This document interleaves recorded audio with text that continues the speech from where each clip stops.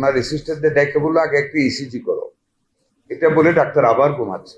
এই যে সিলেটের সুনামগঞ্জ মেডিকেল কলেজ হাসপাতাল 250 বেডে 4 তারিখে একটা মেয়ে, একটা মা স্ট্রোক করে ভর্তি হয়েছে, তার সন্তান থাকে লন্ডনে।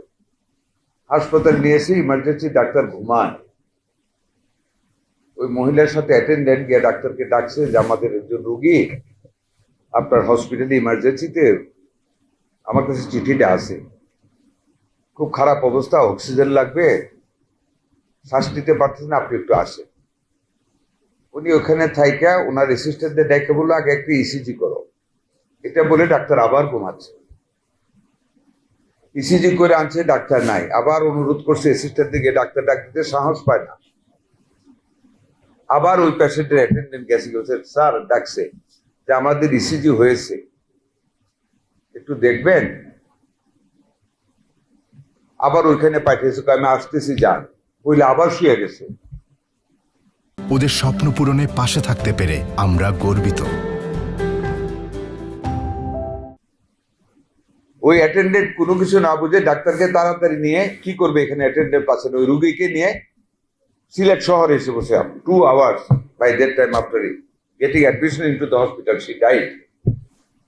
Meanwhile যখন সে সুনামগঞ্জ হসপিটালে, তার ছেলে লন্ডন থেকে ডাক্তারের সাথে কথা বলেছে, সেখানে ডাক্তার তার সাথে ভালো ব্যবহার করেন। I am going to investigate from tomorrow this thing.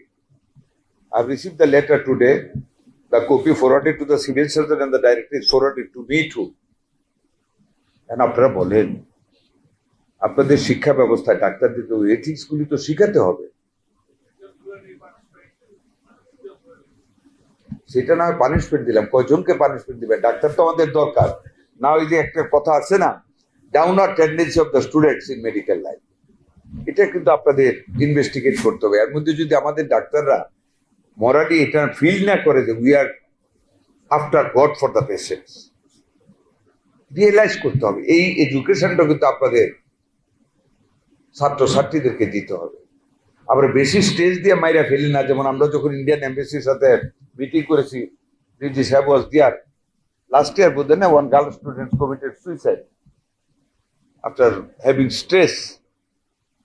You have to become very friendly with the students. Overseas students গুলি যারা আছে, তারা তো এই দেশের পরিবেশের সাথে পরিচিত না। You have to make them acquainted with our social structure, social situation.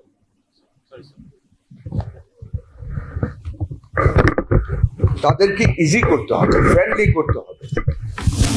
Exchange of friendly thoughts and ideas, you have to communicate, you have to make the thing easy for them. Nervous হয়ে যেতে পারে নাকি, medical science is a very difficult thing.